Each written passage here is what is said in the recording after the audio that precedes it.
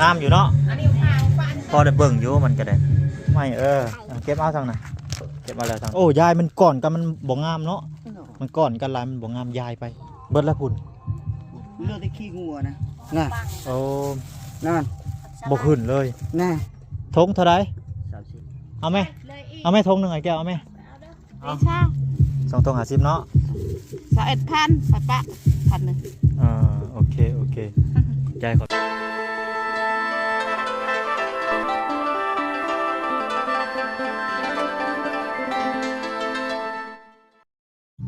น้องพี่น้องกานี่แหละพี่น้องเอ้ยเข้ามาหาทางครอบครัวไอ้แก้วไอ้วันเพิ่นน้องพี่น้องกาทาง FC เฮาก็ว่าโอ้มาอัปเดตเพิ่นเรื่อยๆนี่เด้อพี่น้องเอ้ยเนาะเอ้ามีหยังนี่คนน้อยแหละมันใช่นี่ เอาสบายดีไผอยู่เฮือนจะอยู่กับไผฮะจะอยู่กับไผอยู่กับพ่อแม่บ่ไปเข้าไปในเฮือนไปเพิ่นเอาได้ นี่แหละพี่น้องเอ้ยFC ก็เขามาอัปเดตเรื่อยๆนี่เด้อเพิ่นว่าเนาะมื้อหน่อยก็เลยมาพี่น้องเอ้ยว้าย เนี่ยเช็ดตำโอ้พี่น้องเอ้ยเนาะเป็นอยู่หัวอยู่สวนผู้พี่น้องเอ้ยปาโตสบายดีเด้อไปก่อนขนมนะลูกสบายดีเด้อเอ้าสบายดีโอเคทางนอกมาเก็บเอาต้นไม้นี่ลูกนี่เอาต้นไม้นี่ไว้นี่ต้นไม้เก็บเอาทางน่ะเก็บมาเลยทางน่ะตบ โอ้โตมาเห็ดชั่วเห็ดหวนคือเก่าเนาะสบายดีไอ้วันโตผักเป็นมือนะแกะบ่เป็นแกะบ่เป็นชับเป็นขนมไก่ขนมไก่ขนมไก่ FC ไก่ FC เพิ่นน่ะพี่น้องไอ้เนาะไก่ FC นี่แซ่บอลิหักเอาทางไอ้วันกะกินลองดูไปได้โดยอันนี้ไปให้ไอ้แก้วอันนี้ไปให้ไอ้แก้วก่อนสบายดีไอ้แก้วสบายดียังก็ชอบโอเคเติมพลังโป้งามเนาะมาผิดเนาะเขามารอบ2ไปหน่อยเดือนนี้หลายเดือนแล้วบ่ได้เขามาหาเพิ่นโอ้ออกดอกแล้วนี่โอ้เป็นหมากเลยได้บ่เป็นออกดอกเลยเป็นหมากเลยเป็นหมากแล้วหมากนึงระวังตะแบ่หมักจะได้นี่แบ่ลาย2 รอบ 3 รอบแล้วแบ่เข้าไปกินโอ้ยายมันก่อนกันมันบ่งามเนาะมันก่อนกันลายมันบ่งามยายไปเหม็นความแล้วยายออกแต่ว่าปลูกใส่กระสอบคืองามแท้อันนี้เริ่มมีขี้งัวน้ำเนาะมีฝุ่นก็ใส่งามเลยปลูกใส่กระสอบใกล้มาเขี่ยบ้างนะม่วนบ่แล้วผู้นี่ขึ้นเลยบ่มีพยาตนาอีกเนาะฮอดตอนนี้อันนี้เนาะใกล้ๆแล้วมันบินขึ้นโอ้ยนี่เห็ดขึ้นว่าต้องสูงได้จังได๋ลูกบ้านทำได้บ่ว่าแต่ลูกมากับเขาแม่นหมดเคยกลมาแล้วนะผักก่อนนะปลูก2 นานนะไก่ชิกหมดแล้วไก่ชิกเลยบ่เป็น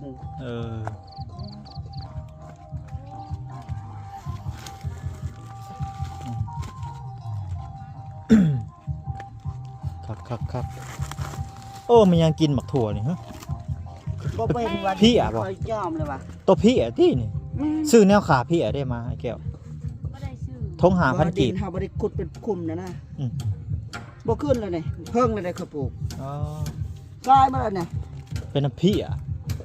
ก็บ่ออกซ้ํนี่มันกับพี่เอาดูตายมาแล้วนี่กำลังออกนี่ตายตัวพี่ตายแน่นี่ขาตัวพี่นี่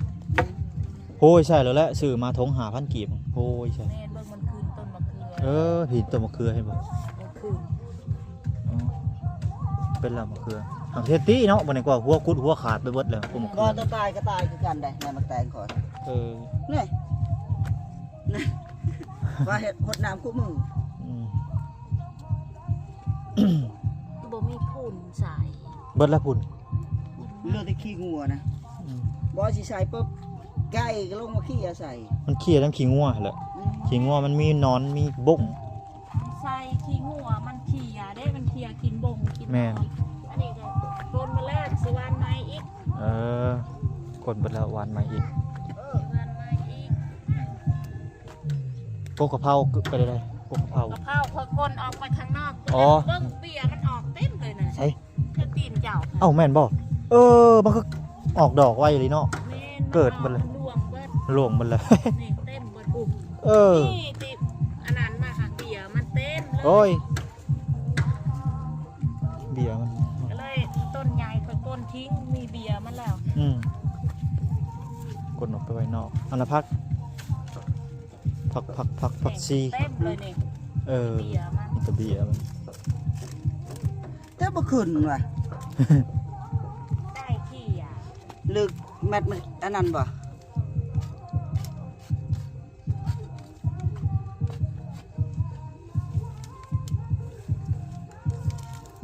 วันบกใหม่เนาะวันใหม่ น่ะมันสิเป็นบ่ในมันนี่นะ มันก็เป็นอย่างนั้นมัน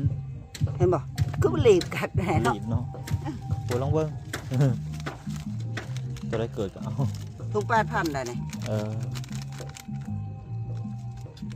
น่ะเห็นบ่น่ะ อืม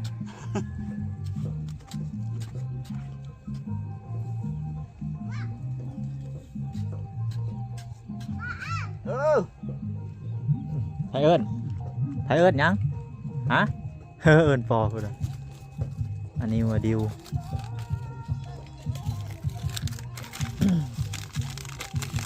ลายได้ก็ปลูกแต่บ่ขึ้นอันนั้นขึ้นอยู่แต่มันตายหมด ตายเนาะ แม่น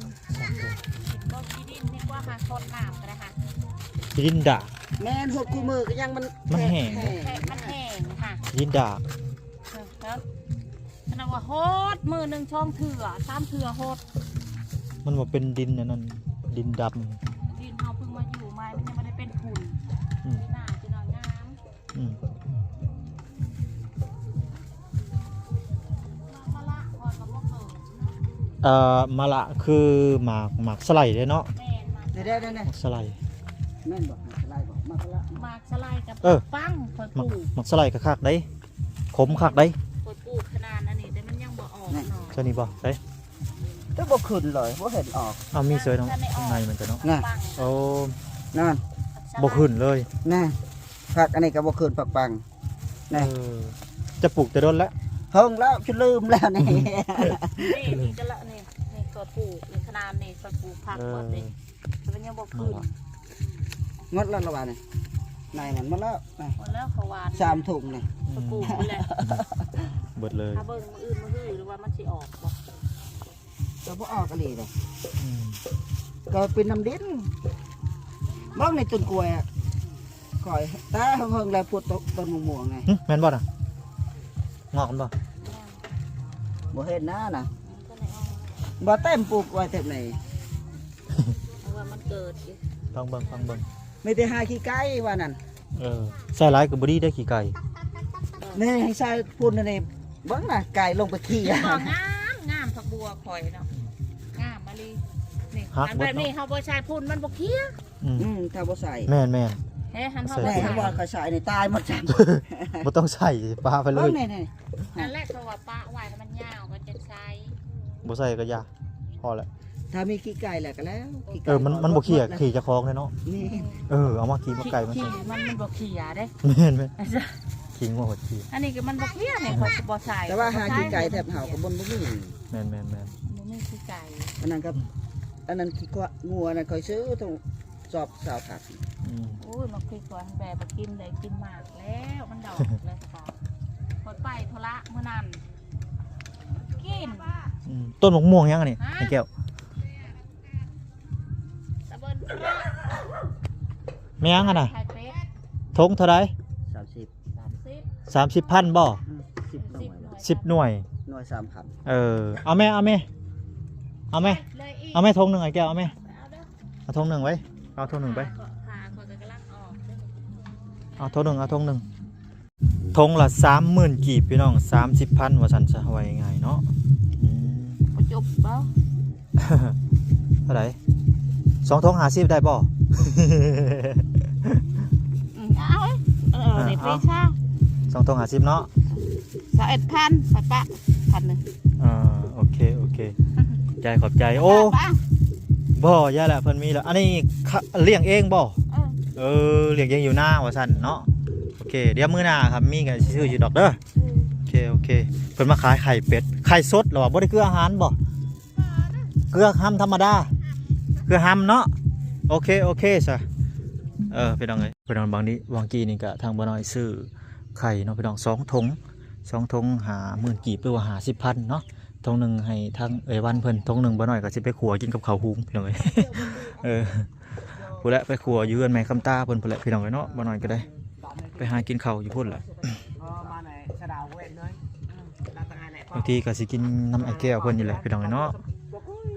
จะมีข้าวหุงหรือบ่ครับบ่มีก็กินบ่ได้พี่น้องเพราะบ่น้อยเป็นกระเพาะพี่น้องเนาะโอ้มาได้ไสน่ะสบายดีมาเฮ็ดตูบบ่ตูบนี่แหละโอ้ผู้เฮ็ดผู้เดียวแล้วลูกหลานเด้ซะลูกหลานเฮ็ดบ่มันเฮ็ดมันบ่มีใหม่ก็เฮ็ดบ่มีไม้ได้เส้นหนึ่งก็เขาตอกแล้วเขามือเฮ้ยไม้เอาโลดมันไม่รวมของประมาณมือเสร็จงัวยังเฮิงนะยังเฮิงบ่ใหม่มาเบิ่งสิก่อนเนาะมาเบิ่งแล้วเอาอยู่พุ่นอันนี้ซื้อไว้ลูกคอยลูกเบิ่งของให้ลูกของลูกโฮมใหม่ก็ยังบ่จุก2-3 ปี4 ปีแล้วเสร็จเฮือนเนาะสิเฮือนแหละสิสว่าให้อยู่นี่แหละลูกเฮาหลายลูกสาวลูกชายบ้านนี้วางหันได้แต่2 หลัง 3 หลังหมดบ่มีปลูกเลยของคนหลายเลยของคนหลายผัวแล้วก็ต้องซื้อดิแม่นแล้วขยายไปเรื่อยบ้านอยู่ดินเองก็ชื่อบ่พอเนาะบ่พอแล้วเฮาดินพ่อแม่มันขับแขกอันนี้ยายไปอยู่ทางนี้ลูกให้อยู่ทางนี้เพื่อจะได้เฮือนมันทองคำราโอ้ธรรมดาอะไรเฮือนลังนึงมือในรับ30 ล้านยังบ่พอโอ้บ่อยากพอได้บ่อยากพอได้30 ล้านนะเงินขมือในคันวางหันได้ก็ไล่แต่กองแผงเนาะขายควายตัวนึง10 ล้านก็จะไปซื้อกระเบื้องบ่จบ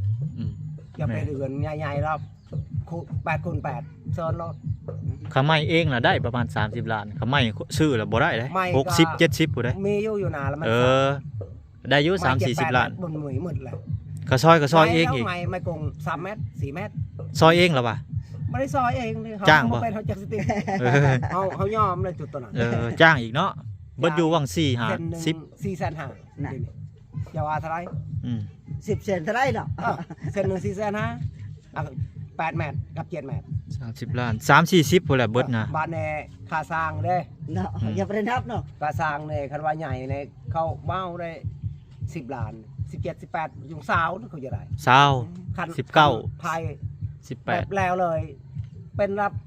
เป็น90,000 บาทเป็นแสนรถเขาจะได้คันใหญ่เศษจังแมทคูณจังแมทเหินอันนี้บ่ว่า8x8บ่โอ้ใหญ่ได้8x8 20 ล้านเสาได้แล้วเสา12 เสาค่าสร้าง20 ล้าน8x8 เสาละ1,000 บาทซื้ออีกบ่มีเงินได้อันนั้นลูกของเขาเสาดินบ่แม่นเสาดินเสาสมัยก็ต้นละ300,000หาบ่ว่าทำแสนว่าเรื่องต้นละ1,000รถซื้อเดี๋ยวนี้ได้เลยเรื่องเงินบาทมันบ่มีเงินว่าละ1,000ต่อเสารถว่านั้นรถคือสิแพงแท้ต้น1 600,000ไป6 เมตรบ่โอ้ยสูงลิซะเนาะเขาจะได้ลูกเขาจะได้แบบนั้นเพราะว่าหน้าเศร้าบ่โอ้มันว่าธรรมดาหน้าเศร้าก็ใหญ่โพดหน้าเศร้าก็ใหญ่เด้หน้าเศร้าใหญ่เด้สูง6 เมตรหันเศร้าสวรรค์6 เมตรตัวนี้หนุดไป5 เมตรเศร้าทวนเศร้ากลาง4 เมตร5 เมตรก็ยังสูงเลยมันเจ้าบ่มันสิตังเศร้านี่อีกนี่แน่นอนเศร้าตัวนี้แหละตามตีนเศร้าอีกมันบ่เฮาก็คันเศร้าทวนเทิงอยู่6 เมตรแบบเฮาไม่ได้บ่ใส่เสาดังเฮ็ดเสาดังเลยนะบ่ต้องใส่เนาะเอาตัวนั้นเฮ็ดเสาดังเลยนะต้องต่อ5 เมตรก็ต้องตัดอันนั้นจักแม่นว่า4 เมตรบ่แก้วเฮือเจ้าอันนี้4 เมตร4 เมตรคัน5 เมตรลื่นตัวนี้ลื่นเมตรนึงบ่4 เมตรกว่าเขาก็ตัดลงอีกเด้ก็4 เมตรคันสูงเฮาบ่มักแค่นั้นแหละมันจะได้เราบ่คือเนาะเฮ็ดทรงพอดีงามก็เป็นคือเฮือนฟันสักมันทรงนั่นๆๆให้บ่น่ะ ให้บอก คันลมนี่ สู้ ยักล ก็ ม สู้คักอะไรนะ ยั อก ย่า ล ไป ม บ้า บ้าน นอยู่ ไกล ยันเสาปูนยันฮัก ๆแม่มันสูงเหลือเกินได้เนาะ จนเฮาขึ้นกับป้าตัวเฮาเฮือนเขาเด็กกันลมเนี่ยเฮาลงเลยยันลมยำลมผัด บ่มันงามอยู่เฮาเบิ่งแต่มันผมสูงเนาะเขา แล้วคันเฮ็ดซองสันเขาว่างามคันแบบนี้ ให้งามอยู่ เสาสูงตารางเฮือน เออ เฮ็ดซองสันทอมเอกได้อะคืนนี้ยัง คืนนี้เนาะ คันเฮ็ดแบบนี้บ้านอยู่คันลมเดือน โอ 4 เค เดือน นะบ่คือว่ะ ตอนเดือน บ่ 5 มักได้ลีเขาเฮ็ดให้งามได้ค่อยคิดอะไร เฮ็ดซื้อนี่ทำนี่แหละเขามักคันลมเราบ่ได้ยาน บ่เฮ็ดคือแน่เนาะมันสูง คัน โพ คั ด นสูงพนเฮายานลม แม่นบ่ละ บาเสาดิน3ยันมันหักบานข้างสอดหักคางหั่น คันลมพันขางๆเมื่อยานเท่านั้น มันเปลี่ยน อยู่แล้วเนาะ อยู่ก้าวว่าปีได้สิมาปลุกนี่ อันนี้ปะ แม่น ประมาณ2-3 ปี4 ปีเนี่ยมันเพื่อสิหอมไหมมันนอกข้องธรรมดา แม่นลูกไปเฮ็ดงานไทยเนาะ ลูกเฮาหลาย7-8 คนบัดนี้พูดไปพูดมา อืม ไปก็บ่ได้เงินบ่ได้ขำก็บ่ได้อะไร บ่ได้อยู่เนาะ เห็นว่าเฮาบอกลูกเฮาว่าไปเป็นคนก็ อืม ผม เอง เฮ็ดไว้เฮือนก็สบายซื้องัวควายก็สบาย อืม ถือว่าถือของเฮาซื้อรถซื้อหลางก็ของเฮาเอง อืม ของไอ้น้องคันไปใส่คันเจ้ามีลูกมีเมียต้องยืม อืม ให้ คัน เฮ็ด เจ้า เสียก็ คันเอาไปโหลดเขาให้เมียเขาหายบางทีเมียเขาว่ายืมไม่ได้ยืมมีแต่จับเอาไปเลย เฮาแม่นพี่น้อง มาเนี่ยไอ้น้องกันว่าเฮาฆ่ากันมาตายเมียหันสิบ่าวเฮาอีก สามารถรถร่วมนะ แม่น แล้วนั่นน่ะบอก ให้ความเจ้า เห็นว่าได้รถไทยพูดไปพวกนั้นบางทีพวกนั้นได้รถไทยคันโยนำกันได้กันเจ้าลงตางนี่เจ้าไป บ่ได้ ไปเอาจับเอาไปเลย แม่น เออ ถูกต้อง คันเจ้าขอว่าอยากยืมรถอยากคนใหม่คนตอกแบบคือเหตุคันรถพ่อแม่ถือพ่อแม่กับผู้บดีสุเจ้ายืมมันให้ก็ แม่นได้ มันว่า บ่คือกันได้เนาะ รถเจ้าเด้ ได้จะแม่นเลย คือ เนาะ ว่าน้ำอาจารย์เรียงพลกเนี่ยบ้านเฮาจะสุ่ม บ่คือกัน มันไปยืมมันว่า มันคือว่ามันบ่ทึกใจมันกับลูกมันกวดมันว่าบ่ได้ขับรถบ่เดินน้ำเรื่องหลัก เฮาว่าจักสิเบิ่งแนวใดเฮาอยากขึ้นนะเฮาคนนอก มันว่าไปขับรถบ่ได้บิดอันนี้ใครรู้จักว่าเนาะ มันเสียเนาะ ไปไหนเดี๋ยวหาเบิ่ง มันก็แบบเดียวเลยขับรถไผสิรู้เบิก เวลาเบิ่งมันบ่เป็นเนาะ ชัวร์ว่าจอดไปส่งแล้วให้บิดตัวนั้นบิดตัวนี้ทำแล้ว ให้เบิ่งเกินเรียบร้อย แต่จังเมือมันว่า เซ็กเครื่อง แต่ว่าง่ายลูกรถพอถือว่าป่าเนี่ยตลังเขาเมื่อมันนั้นปวดว่าตัวนั้นเสียละบิดเข้านั่น นั่นแหละ ผู้ลูกก็คิดว่ารถพอเนาะอยากใช้อย่างเดียว รถพ่อกับมือถือบันทึกพ่อบันทึกกับมัน แม่นบ่ทอด เรื่องลูก10 เนาะ ขวบเป็นพ่อถนัดเนี่ยม้วนนั่นดี ยังใ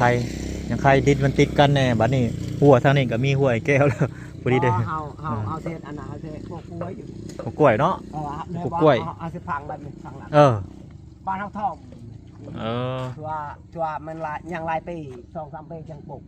แม่น เพื่อน ทางนี้สิได้กิน บ้า มัน น นี้ เนาะ นี่ปลูกตัวนี้พอได้กินอยู่ดอกนี่มะเขือนี่ แม่นปลูกของอยู่ของกินอยู่แล้วไว้ อันแล้วอยากกินหนองยังสิกินหนองอีก โอ้ยังกินดองอยู่เปล่า ไป โอ้ ขอวานมื้อวานมื้อซื่น มือใด ประมาณเอาไม้3ขับ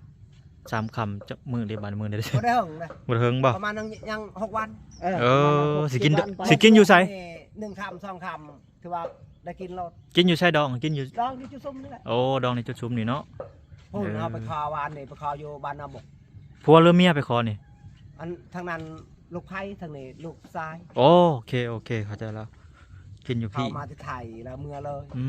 ม มาอยู่พี่ คือพาคาทองเฮา อ๋อ ว่าวกันแล้วประสานกันเลยหวานนี่ว่า อืม บ่ได้ส่งมันยุ่งยากก็ถือพาคาทองมันไก่ คือว่าเขาสิแปะเอาลงให้งัวไปทอดคาดองแล้วคือว่ากินละตัวไร บ่ต้องแห่เว้าง่าย บ่ ๆเนาะ ไม่แห่กันเฮาคันว่าอยากแห่ก็ยัน บ่ให้เอาเครื่องข้างเฮาในบ้านเฮานี่ก็พอ โอ้ยบ่ยากดอกเฮ็ดเฮายก เอ สอ อบ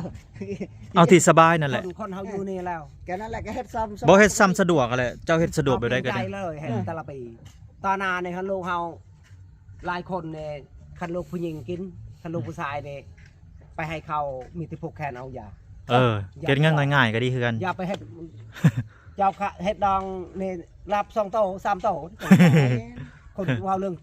เรื่องกิน 5โตก็บ่พอนะเว้าเรื่องกินนะ ผู้กินบนมือก็มีป่ะ กินแบบชุไรเขาเอาก็มีเศร้า